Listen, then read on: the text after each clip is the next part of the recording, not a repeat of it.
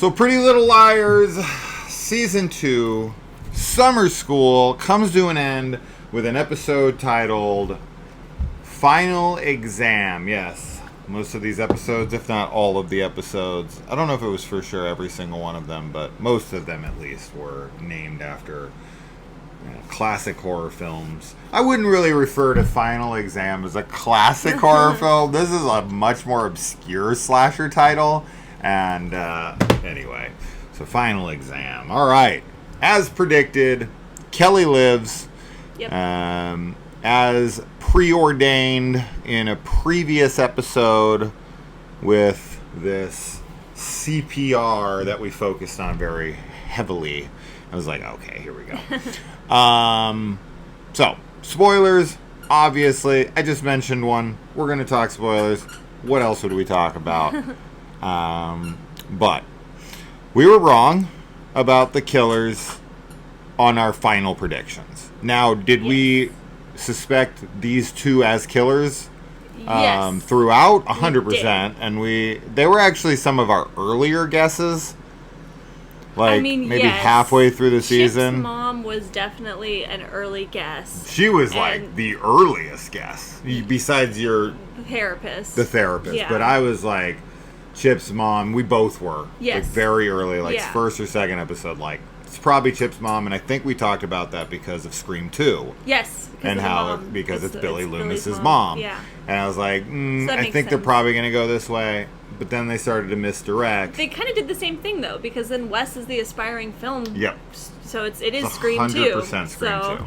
And then Wes, we definitely were like...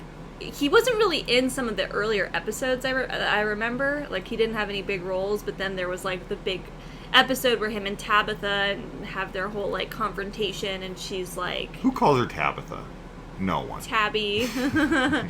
And then we definitely started suspecting him, and especially when he goes, like, missing and or like is like, I'm moving away, like, so we figured he was either dead or the killer, and we'd guessed dead. We were just gonna find him. I thought he was gonna be the guy, the body in the freezer in this episode, but it's the killer. So how do you feel about the killers? I think they're kind of lame, honestly. I think that A works so well because he is silent and he's the masked killer, Whereas with Wes and Chip's mom, like, I just kind of found that whole scene, like, once Tabby is kidnapped and they're in the church and he's, like, monologuing at her. And I know this happens in Scream movies where the killers will monologue at the victims or whoever. So it's not really that concept that I don't like, because I think it can work well for me at least, but I thought it was lame in this personally. I just didn't like the way it was delivered, I guess, and I don't really like what they're doing with Wes's character in general. Like, I just think that he's being, I don't know, I find that his motivations, like, I don't feel like he's set up like this sociopathic, like, guy enough for me. Yeah. I feel like he... Attention seeker. Right. Like, I feel like we get a flashback scene of him telling Chip that, like, the coolest horror movie is the one that's live streamed and, like, real people die and ha ha ha, wouldn't that be cool? And then, like, Chip doesn't, react the way he wants it to, and he's like, oh yeah, like, I'm just joking. But, like, I don't feel like we get any other scenes like that hint at him being violent. We just get him being, like, he's sexist and racist, and, like, those are awful things, of course, but I feel like that's really what drives his villainhood, and I just think that it's set up very poorly in this. I think that can be something that makes somebody villainous, and that's fine. I just think that it's done in, like, a really sloppy way here. Not really. For me, this ending is like every Scream movie I've ever watched. Oh, no way. For me. So, no, not for me. If you take most of the Scream killers in the franchise, and you were to follow them throughout the film, where they're introduced, because most of them are introduced in the film in which they become the killer. They typically don't take a legacy character, somebody who's been in it for a while. It's always someone who's introduced in that movie, right? In fact, yeah, all 6 Scream films, unless I'm completely forgetting someone, they're all introduced. They're all introduced in Yeah. the movie in which they're the killer, which is super fucking lame. Anyway, but if you're really paying attention to those, which I'm sure you do, there's not a lot of indications for most of them that they're killers. Is that with the Scream movies, your guard, like all of those characters are likable in some way. So you're not expecting or anticipating them to be more of a killer than anybody else because they're just one of the guys or just one of the friends or whatever. You know what I mean? So it's like that works for the killers to not have like hints at the fact that they are the killers. Right? Because it is all about, like, them disguising themselves and ingratiating themselves with the friend group. That does not happen with Wes. We don't get any moments of him being, like, really buddy-buddy with everybody. He's always, like, the outsider. He's always this, like, the white male, like, misogynist. He doesn't have any connection to the core group outside of Tabby throughout this show. That's what I mean, though. Could have had, like, they could have developed him to have this... maybe like a friendship of the sorts with Tabby, but I feel like even from the first season, like he's always just been not a great guy. One of the things that we didn't like, and I think that's why this doesn't work for us, and I agree with you, I'm not big on this either, but I don't like the Scream endings. It's one of the reasons I don't like the Scream movies much. I think that the endings are all these like expositional, like the other thing long. Hold on. Sorry, You're very eager lately, and that's fine. But with Wes, he has these moments with Tabby where. It's the moment. It's the thing we did not like from this season is this, like, bitter white guy who's mad at her for getting it so easy now. And we were both, like, laughing at that in this because it's like, oh, white men have had it great forever. And now that they have to see what it's like to be someone else for 2 seconds, they bitch and moan every second of every day. Like, oh, my God, I'm disenfranchised now. But that's like something we didn't like, and that's like his pure motivation for this. It's like I'm the it's so easy for you and it's so hard for me now. I'm a white guy. I can't get in there as easy as you can, black woman. And it's like, oh God, spare me. But these kinds of people exist for sure to some degree. They're purposely misleading us with characters that are barely in this season, and I will give them at least some credit for something the Scream movies have never done before. At least he is introduced in the previous season. What I was going to say is that the other thing that the Scream movies do when they have the killer reveal, there's a sense of betrayal that happens that's very strong because of how close one of or more of the characters were to them. Yeah. And I don't feel like that is here because I don't feel like there is any level of like trust between Wes and Tabby. I think there's already this like frisson between them pretty much from the first season.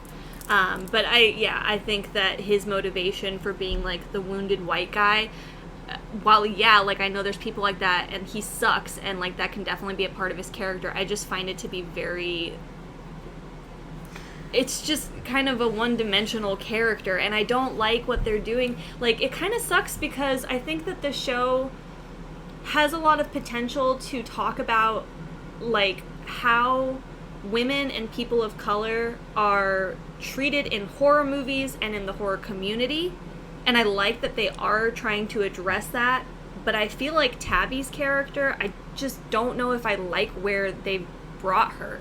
I feel like that's all that her character is now, and I think there's so much more that could be explored with her, and that's not to downplay the importance of her being a black woman in horror. Like, that's not what I'm intending to say. I think it's very on the nose, and maybe that's more what I don't like about it. Maybe it's just because it's so on the nose and so, like, very, and I hate this term, but it does feel like kind of being shoved down your throat. Preachy.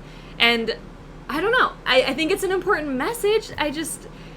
It's how you handle I don't like the way it's being delivered, so, yeah. Well, I think you hit it on the head with, like, in the Scream movies, for the most part, outside of maybe a few characters that are revealed to be the killer, it does feel like a sense of betrayal, especially in the first one, right? Of like, course. the first one is the big one. Yes. It's the boyfriend of two of the main characters, yeah. both the boyfriends, Stu and Billy.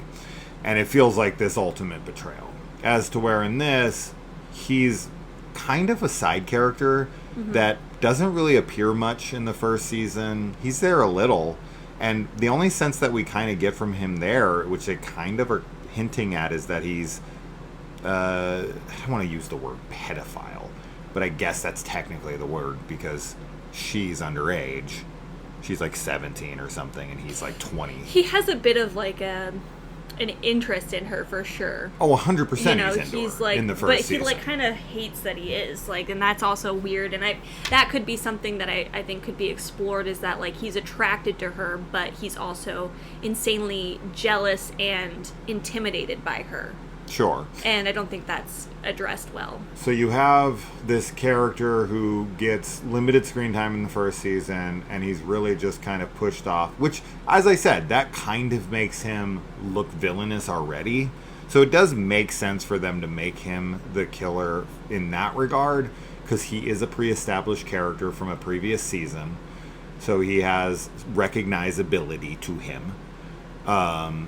But because there's almost zero interaction with him and the others, it doesn't feel like there's enough motivation for him to do it to the rest of them. Yeah. Maybe if it was just Tabby, I would be like, okay. But because he's doing it to Imogen and Farron and Mouse and Noah, it's like, you don't even know these girls, right? And I know that you want to make your little film, but you're not even, like, there's not enough connection for motivation, right? And I think that's the big misstep of this entire season, is that you have Bloody Rose, who's Chip's mom, which we haven't even talked about yet. We have the cult, who follows Bloody Rose for whatever fucking reason. And then you have, why am I blanking on his name? Wes. Which, of course, Wes Craven. More Scream nods there. Mm-hmm. You have Wes, who is like this film person, and there's this one super short little scene where he comes over to her house and they're like planning together. Yeah. And their motivations, all three of their motivations, do not gel, right? Like this cult that follows her and is willing to go out into public and let themselves be known, some of them. That guy takes off his mask and shows him who or she is, and she knows who he is because he bought something from the store. But he wants to know. He wants her to know because she took his laptop from him and he's mad about it. But these are a bunch of like incels, right? That's what they're supposed to be. Why they're connected to Bloody Rose and not Wes? Wes is more of who they would be for. Bloody Rose, I don't understand why they follow her. We don't even see Chip's mom outside of the costume. She just gets knocked out, right? She gets like a roundhouse kick to the face by Farron, and then is just down, and then I guess is arrested and is now in police custody, I guess. And then also the same thing with Wes. He's stabbed through the upper chest here, comes back to life. They kind of have the Scream moment of like, not in my movie, but it's a punch. So is he alive too? I don't know. There's not much closure. There's not much exploration of like motivation that feels connective, like a connective tissue to all three of the parts of the whole. So I think all of that stuff doesn't work well together. And I think that also adds to it. It's like, Wes, and then it's Chip's mom. She doesn't have much of a monologue. Like, she wants her to admit, like, he didn't rape me. Yeah. And she's like, he did rape me, which of course we knew that was going to happen as soon as she started talking. It's like, Tabby's never going to fucking not say what she thinks. Right? Which I'm glad they stuck to that. But I feel like it also kind of just all gets pushed onto Tabby, too. It almost feels like the girls are disconnected from the reveal. That there is no, like, shock and awe to them either. They kind of just run in on it and they're like, oh, it's Chip's mom. And Wes? Who? Yeah, Tabby's definitely been made So there's no payoff for the other 4 characters who are part of this. Yeah, Tabby's definitely been made into the Sidney Prescott for this episode, this season, I guess, technically. And I think having the whole spooky spaghetti cult is what muddies the waters the most with the plot, because it's so unnecessary. It is unnecessary. They have people getting killed, and there's a killer. Like, I feel like it's added in there to try and kind of differentiate it from the first season. Yeah. But truthfully, I think it does make it a little bit more confusing. From what I understand, is Wes was running the Spooky Spaghetti, like, website or boards or whatever, and was recruiting people through there because they literally help him build, like, this cabin shack in the woods. Whether or not they, like, know it's him, or whether he has Chip's mom, like, dress up as Bloody Rose and tell them what to do, I don't really know what happens there. But you know what this reminds me of? It reminds me of Clown in a Cornfield. The ending of Clown in a Cornfield, where they're, like, recruiting all the people to come in and kill the kids who were responsible for the death of that girl who was diving or whatever. And there's this whole cult that follow Friendo. Right. And it's kind of like, it doesn't feel justified. It feels like a huge overreach. Yeah. For, like, these people wouldn't be that pissed off about that. This isn't a big enough deal. And what works, so since they're going the Scream 2 route, what works so well in that is that you have a mother that's avenging the death of her kid, right? Like, that's her whole motivation for doing that. That's what's going on here. But she doesn't have... She thinks Chip is killed because of her. I know, but what I'm saying is I don't feel like her monologue at the end really... I don't know. No, they don't sell it well. Yeah, it's not conveyed well. But the motivation is the same. Yeah. So, yeah. I think the motivation is there for her 100%. Yeah. I have no problem with her motivation. It's the way she delivers her motivation that doesn't feel satisfying.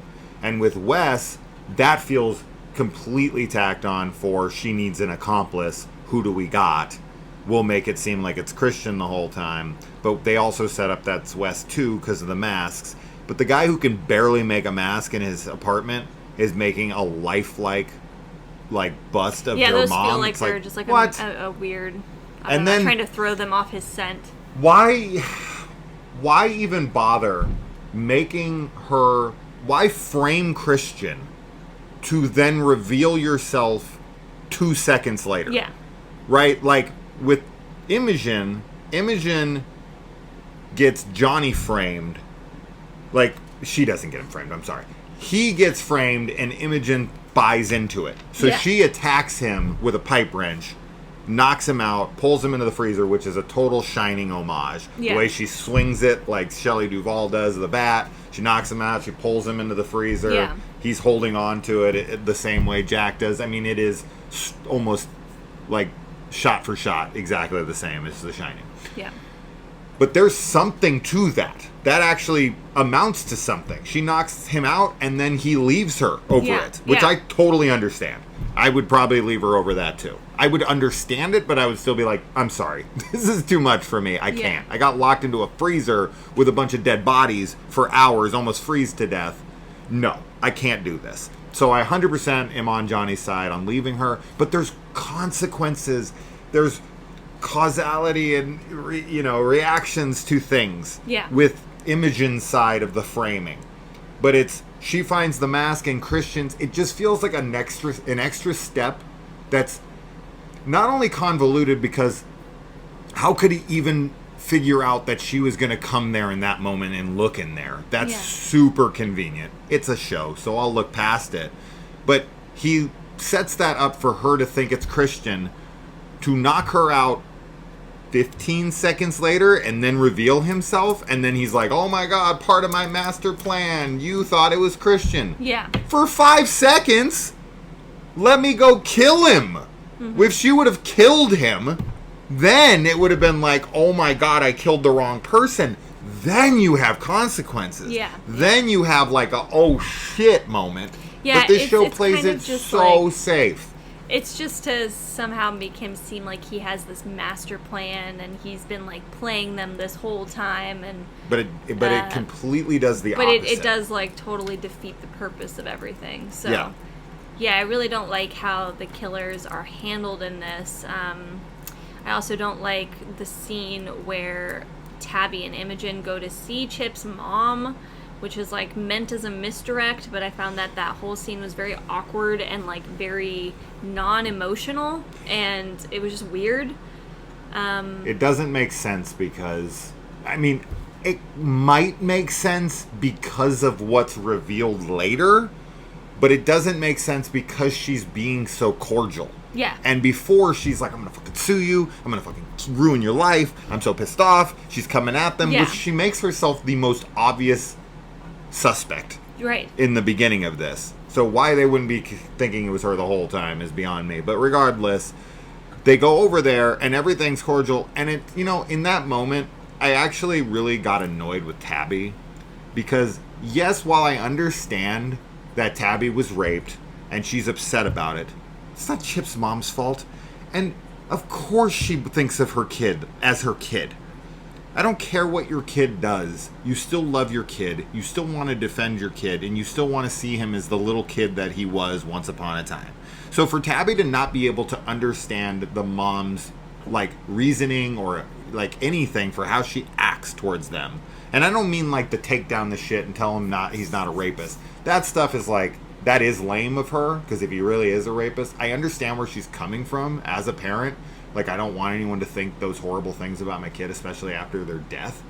But, for her to not understand that that someone's mother would be grieving for them despite their actions is really nearsighted to me. It's very immature. And she is a young girl, and she's hurt and she's upset. But that actually made me like Tabby a little less. You can't understand that this woman is grieving the loss of her son. You know what I mean? The way she reacts to her when she's like, you gotta understand, this is how I see him. And Tabby's like, no. And then Imogen tries to be warn her. Yeah. And she's like, no, don't warn her. Yeah. It's she's a mom. Her kid died. She didn't know anything about, she didn't protect him from being a rapist. It's not like she knew about it and hid it. She kind of is trying to suppress it after the fact. Sure. Yeah. But she knew nothing about it. This is all news to her, and she can't for the life of her fathom. If someone told me my kid was a monster, I wouldn't believe them.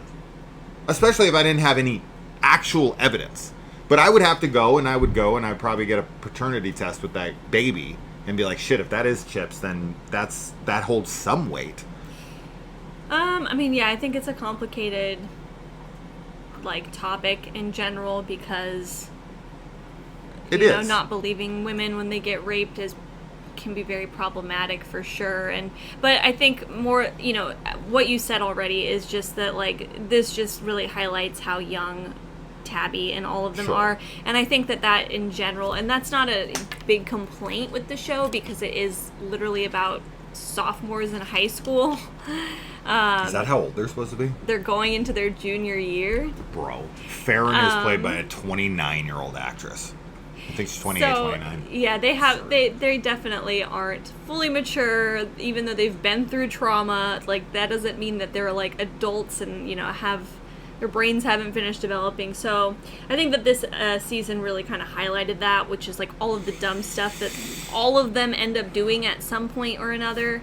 But I definitely think that my enjoyment for the show was kind of really dependent on either having a character that I felt like I could relate to in some way, and I don't feel like there's a character there for me personally at all, and I just find that their friendship in general, I cannot relate to it in any way. Yeah. And I definitely question the chemistry between the like group at times. There's a scene in this episode where they're like, they just got told that they failed like an exam and that they really need to buckle down and pass it, and they're like all sitting outside like talking about studying and stuff, and then they kind of get into this little like argument about boyfriends and significant others, and I don't know, I just found it to be the last thing that would be on their mind. Well, that, and I also just felt it felt very fake. Like, I just was like, these are not friends. These are just actors that are talking to each other, and that kind of sucks, because I think that's in any show like this, I think that so much relies on how believable the friendship is, and I don't know, for me at least, it just isn't, so. But yeah, I mean, I think the reason that scene doesn't work primarily, for me personally, is because, number one, we've talked about this plenty, and I have to bring it up once again. The fact that they never, ever go to the cops.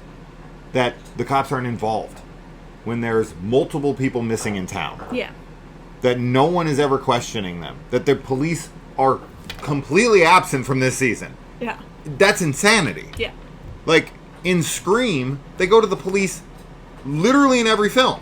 It's not like they ever get to a place where they're like, yeah, we're not dealing with the cops anymore. Like, we're past that. We're so hardened. We've dealt with so many killers. We're just not going to go to the cops. Fucking Sydney goes to the cops every chance she gets. Yeah. Because it's believable. Because it's realistic. They never go to the cops. Never once in the entire season. It's fucking insane. Like, her therapist goes missing. They're leaving rose petals all over the place. Freaking Rose Waters goes missing.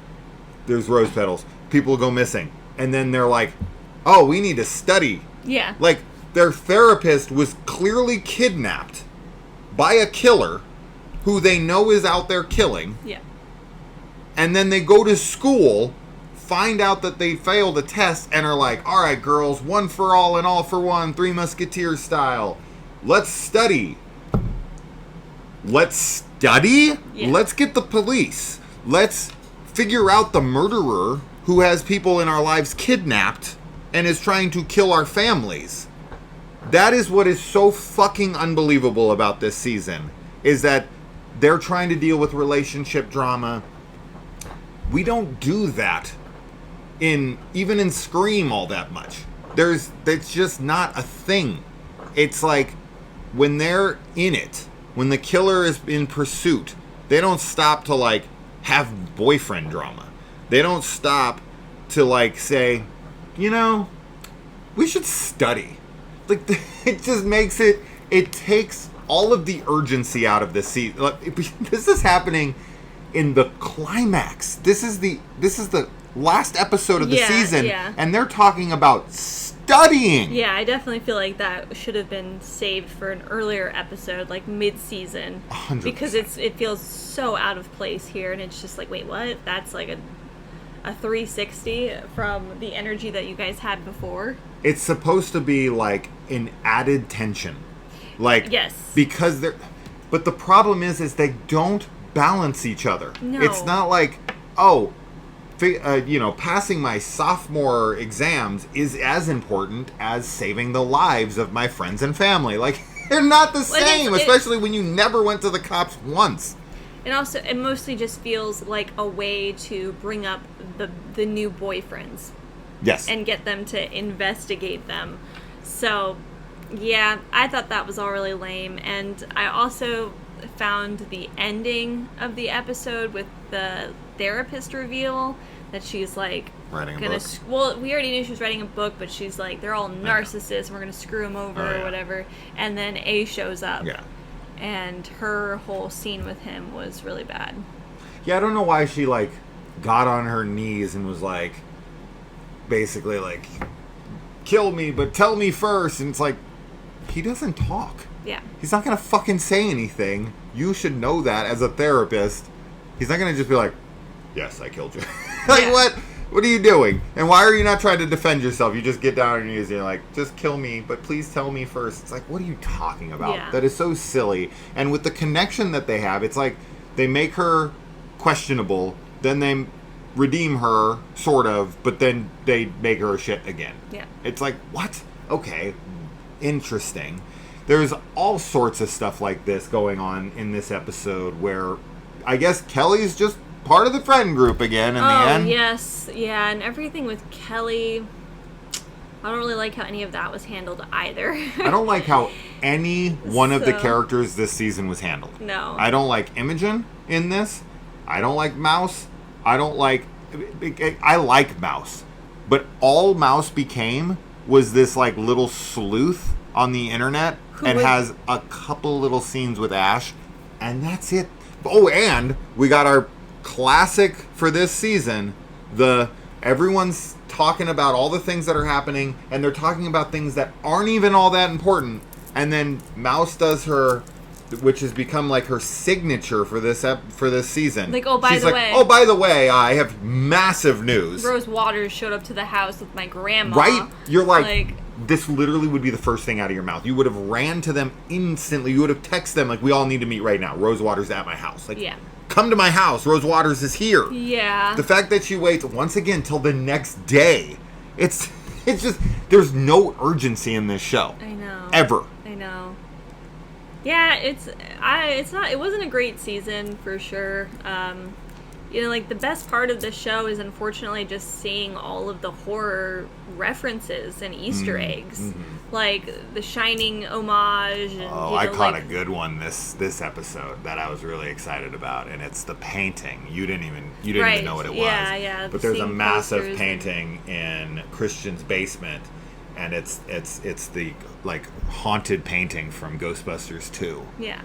And I was like, that's cool. So I would love that. And it was like full size, like the one in the movie. That kind of stuff is really cool. So it's so weird. I just can't get a grasp on. We're not the target audience. I mean, I know we're not. But it's HBO and it's R-rated, so we should be. I know, and there's all this horror movie references. I just feel like it's so not. It's like a very watered down, like the actual plot and everything just feels very uninspired. It's like all of the like references to the movies are really cool and I like them, but for this episode to be named after a totally obscure slasher like this, I mean, it's Final Exam that we should fucking be the target audience. Yeah, we should be catered to. Because we are 100% the audience that they're trying to go after. I know. I just can't imagine. I would be very curious as really who's watching the show. Because I feel like our reviews don't get hardly any views on this, and there's I know there's a few of you guys that are watching it, but I'm just like, well, are other people in the horror community watching it? Like, is there a big following, or is this mostly are these teen girls and stuff that are super into it? Like, is there a big fandom that we don't know about that? No. Because I know Pretty Little Liars in general is very popular, but I'm curious about this spin-off because they tried to throw some gore in too with whose face is cut off? Oh, Bloody Rose. Yeah, Bloody Rose's face. Waters. Yeah, Rose Waters. Yeah. Stuff Why like is her that. face cut off? I thought it was going to be cut off because I thought that wear it or somebody was going to be wearing it. I thought the mom was going to be wearing it. No, it's just cut off. I thought they were going to try to pull I was actually Rose Waters this whole time wearing her face. And I was like, please don't tell me you're going to try to do that. I don't know. I have no idea, but I guess we'll see when and if there's another season. And this is there will be another season, I'm guessing, but oh, I don't know about that. Maybe not. But they set it up for another season with still 100%. Being alive, so I will be surprised if this gets another season. I won't be shocked, but I will be surprised because I feel like shows like this, like a Shining Veil or something, they get 2 seasons and then they get canceled. That's typically how these shows go. The same thing happened with the Scream series. It did end up getting a 3rd season, but it was like a reboot 3rd season where they tried to reinvigorate it, and it was like the worst show ever. That season was horrendous, but you haven't seen season 1 and 2 yet, which is insane because it's actually really good, and you should definitely be watching it. Anyways, that's that. Yeah, as I said, we don't really even get anyone who watches these, so these are a white waste of time. But weirdly, I actually I enjoy talking about it more than I enjoy watching it. Yeah, I think this season especially. Yeah. So, I enjoy talking about it with you. And if no one's watching, at least we got to hash it out and have some fun and whatnot. And for all you VHS collectors out there, you missed out on the good old days when these VHS were like a passe thing, and they were just getting rid of them. And I got this Final Exam for 99 cents. They were just handing these things out back when I was buying them. So nowadays, you look on eBay, it would be like freaking $50 to $100, I bet. So Maybe, and like 500 VHS on my wall, and I probably paid like $500 for them. Yeah. Nah, that's not true, but yeah. Anyway, all right. What do you guys think of this season? What were your most disappointing moments? Did you like the ending? Were you all about it? There's so many things in here that I could still talk about. We didn't even talk about it. I didn't even really take any notes. But there's so many annoying moments that I didn't even mention. Yeah. But I'm done. This season was a total letdown. But I don't really know what exactly I was expecting. I just thought that the first season worked better. I thought that the silliness and like the girl drama and all of that felt more because they were going to the cops, because there just seemed to be an urgency to everything. And in this one, it was just kind of like, it honestly, like the horror stuff, Bloody Rose and and all that like stuff that they were dealing with, it actually felt secondary to like their relationship drama. Yes. Where that was the more important focus of the show. Yeah, it definitely and I feel like felt second. maybe the Pretty Little Liars crowd wanted more was of the like, drama. What are you guys doing? We don't want this much horror. Yeah. And it's like, then don't watch a horror show. But they were trying to like appease the fans of Pretty Little Liars that are like there for the relationship drama. Yeah. Anyways, this microwave beeper will not stop going off. This is the most annoying microwave. Does anybody have a microwave like this where it's a good thing because it won't let you forget? Yeah. Like some microwaves, they just go off once and then you come out an hour, like a week later, and you're like, oh my God, I cooked that thing. I forgot all about it. This one will literally never stop. It goes off every 10 seconds forever. Yeah. It never will ever stop. off. I could leave that on for the rest of my life and it would just beep. It's crazy that it never quits. But anyways, everybody have a microwave like that? Anyway.